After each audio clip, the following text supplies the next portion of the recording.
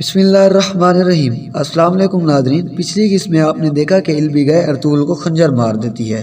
اس قسط کے آغاز میں قندوز اپنی تلوار نکال لیتا ہے، لیکن بمسی اسے روک لیتا ہے۔ باقی سپاہی بھی البگہ کی سپاہیوں کی گردن پر تلوار رکھ دیتے ہیں۔ اتنے میں ارطغرل کہتا ہے، سپاہیوں رک جاؤ۔ پھر وہ سب کو چھوڑ دیتے ہیں۔ البگہ کے ہاتھ سے دوسرا خنجر نیچے گر جاتا ہے اور وہ پیچھے ہٹ جاتی ہے۔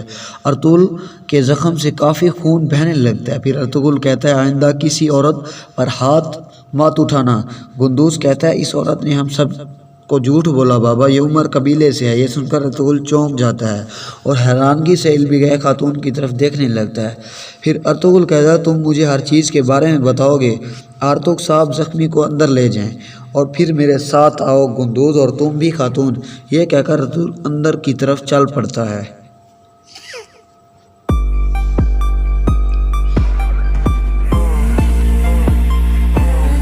دوسری طرف عثمان اور ساوچی جنگل میں بھاگ رہے تھے، جبکہ دراگوس کا آدمی ان کا پیچھا کر رہے تھے۔ دوسری طرف سوگوت کے سرائے میں ارطغرل البگہ سے پوچھتا ہے، آپ کو ایسا کیوں لگتا ہے کہ آپ کے سپاہیوں کو قندوز نے قتل کیا ہے؟ البگہ کہتی ہے، ہم اپنے بابا عمر صاحب کے ساتھ آپ کے قبیلے آئے تھے۔ ہم نے ریاست کی ذمہ داری کے بارے میں انہیں بتایا۔ اتنے میں ارطغرل ایک لوہا گرم کر کے اپنے زخم پر لگاتا ہے تاکہ زخم ٹھیک ہو جائے۔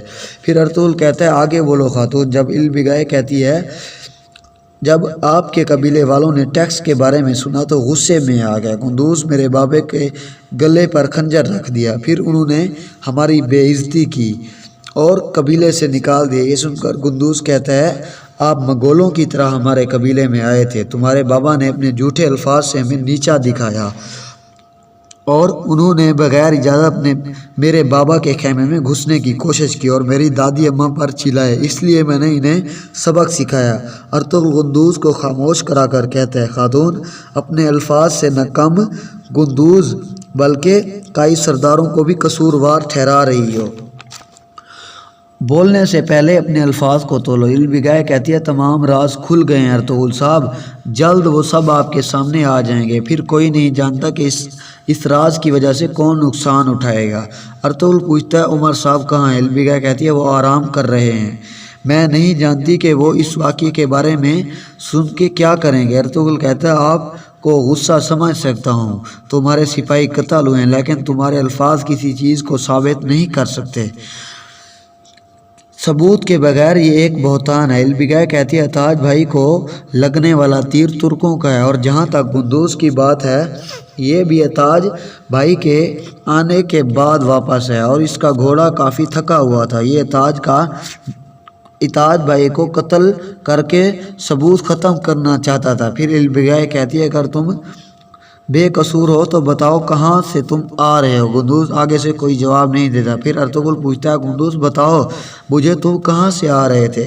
لیکن قندوز کوئی جواب نہیں دیتا کیونکہ وہ اپنی دوست اہرین سے مل کر آ رہا تھا۔ ارطغرل دوبارہ پوچھتا ہے، پھر بھی وہ خاموش رہتا ہے۔ دوسری طرف عثمان اور ساوچی بھاگ رہے تھے، دراگوس کے آدمی ان کا پیچھا کر رہے تھے۔ ساوچی اور عثمان تھک کر ایک جگہ بیٹھ جاتے ہیں۔ عثمان کہتا ہے، یہ سب میری وجہ سے ہوا، میرے بابا مجھ پر بہت غصہ ہوں گے۔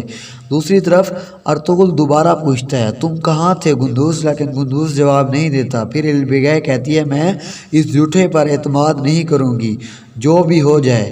یہ نہیں بتا پا رہا کہ تم کہاں تھا۔ اتنے میں قندوز کا دوست جعفری کہتا ہے، میں اس کے ساتھ تھا، ہم گھوڑوں کی ریس لگا رہے تھے۔ البگہ کہتی ہے، گھوڑوں کی ریس؟ یہ صاف جھوٹ ہے۔ پھر ارطغرل کہتا ہے، دمرل، جعفری اور قندوز کو جیل خانے میں ڈال دو، جب تک چیزیں واضح نہیں ہو جاتی یہ دونوں وہیں رہیں گے۔ اتنے میں ایک سپاہی بامسی کو آ کر خبر دیتا ہے۔ اس کے بعد بامسی کہتا ہے، سردار عثمان اور ساوچی شکار پر گئے تھے لیکن ابھی تک وہ واپس نہیں آئے۔ یہ سن کر ارطغرل کافی پریشان ہو جاتا ہے اور کہتا ہے، شکار والی جگہ تو ترک قبیلوں والی طرف آتی ہے۔ اتنے میں قندوز آ کر کہتا ہے، بابا مجھے بھی ساتھ آنے دیں، میرے بھائی مشکل میں ہیں، اس صورت میں قید خانے میں نہیں بیٹھ سکتا۔ لیکن ارطغرل اس کو لے جاؤ، دمرل کو کہتا ہے۔ پھر قندوز البگہ کو کہتا ہے، اگر میرے بھائیوں کے ساتھ کچھ ہوا اس کا ذمہ دار میں تمہیں ٹھہراؤں گا۔ یہ کہہ کر وہ قید خانے کی طرف چل پڑتا ہے۔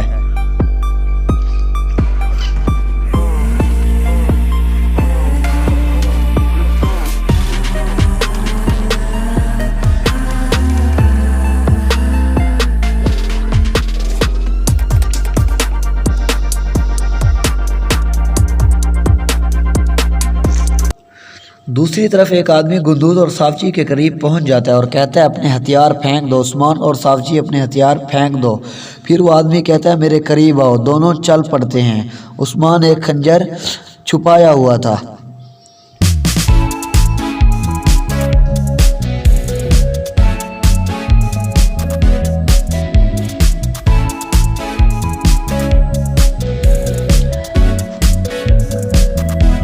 इस तरह उस्मान इस आदमी को गिरा देता है, लेकिन सावची बेहोश हो चुका था। उस्मान की कोशिश के बावजूद भी वो बेहोश होता है और उसे होश नहीं आता। दूसरी तरफ गुंदूज और जाफरी को कैद खाने में बंद कर दिया जाता है। फिर गुंदूज कहता है मेरे भाई मुश्किल में है, मैं उनकी तरफ जाना होगा। दूसरी तरफ अर्तुगरुल रवाना होने वाला था कि उमर भाई सराय में दाखिल होता है और कहता है कहाँ जा रहे हो अर्तुगरुल साहब, हमें बात करनी है। लोग कहते हैं सोगूत अमन जगह है और सोगूत के हाकिम आला आप हो कि आप सिर्फ अपने आप को तहफ़्फ़ुज़ फराहम करते हो।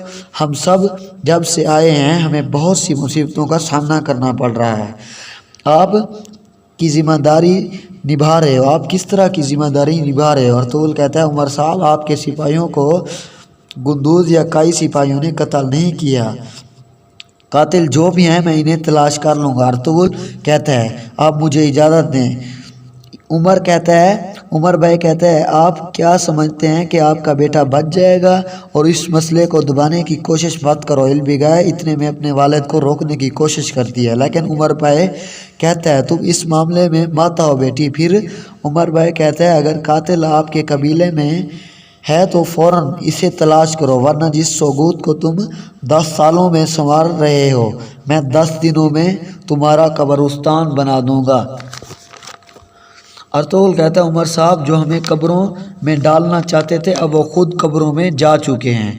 इस तरह के अल्फाज बोलने वाले भी ज़्यादा नुकसान में हैं। मैं अपने अल्फाज को इसलिए बर्दाश्त कर रहा हूँ क्योंकि आप गम और गुस्से में हैं। ये कहकर अर्तुगरुल बाहर निकल जाता है।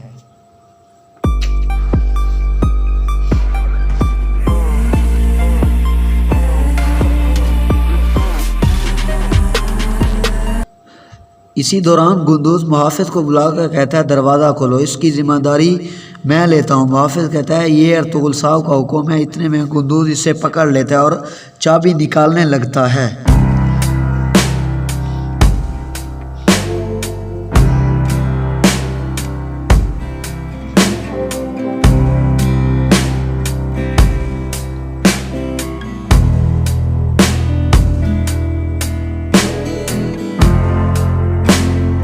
इसी तरह गुंदूज कैद खाने से निकलने में कामयाब हो जाता है और मुहाफिज को अंदर बंद कर देता है। दूसरी तरफ 2 मंगोल जासूस मौजूद थे। दूसरी तरफ तुर्गुत और मरगन रिव्यो इनको देख रहे थे। तुर्गुत पहले इन्हें समझा देता है। तुर्गुत फिर हमला करने का इशारा करता है।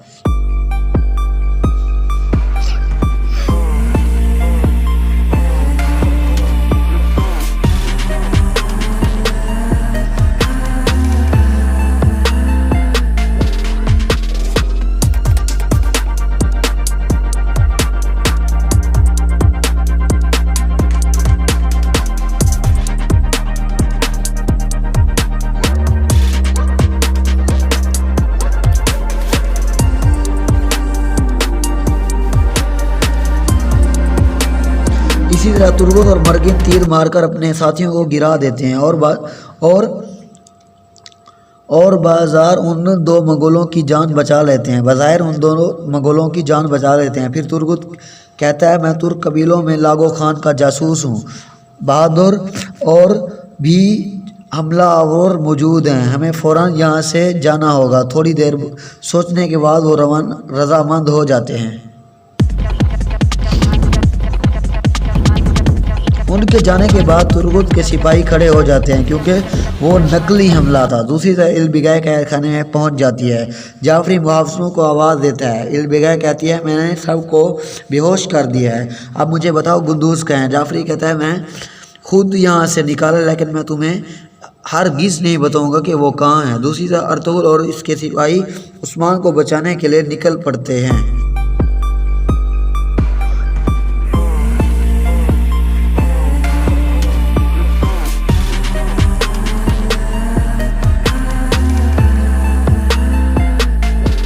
एक जगह पहुंचकर रतुल कहता है ये सावची को घोड़ा है, फिर उतर कर इनकी तलाश शुरू कर देते हैं। कुछ देर बाद वो उस जगह पर पहुंच जाते हैं जहां उमर कबीले के सिपाहियों की लाशें पड़ी थी। रतुल कहता है बमसी इन लाशों को फौरन उमर कबीले भिजवा दो।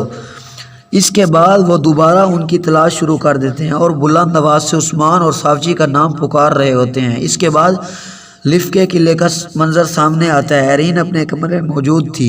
इतने में उसकी सहेली आकर कहती है गुंदूज को उसके बाबा ने कैद खाने में डाल दिए। सुनकर एरीन बहुत परेशान हो जाती है। उमर कबीले के सिपाही कत्ल हो गए थे, उन्होंने गुंदूज को इस वाक़ये का जिम्मेदार ठहराया। ये सुनकर एरीन पूछती है ये वाक़या कब पेश है। उसकी दोस्त कहती है आज सुबह।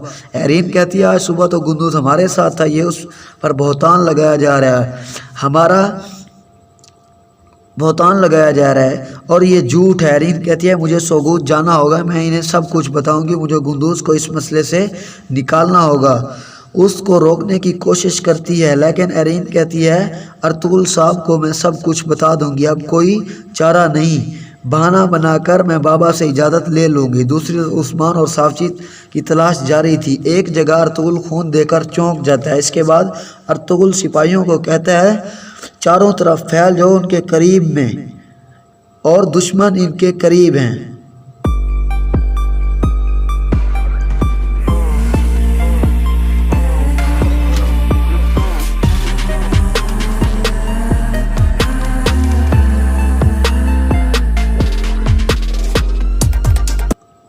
इतने में दरागोस के आदमी उस्मान और सावची के पास पहुंच जाते हैं। कराबेला कहता है यहाँ तुम्हारा काम ख़त्म हुआ। उस्मान सावची को लिटाकर इनके सामने खड़ा हो जाता है।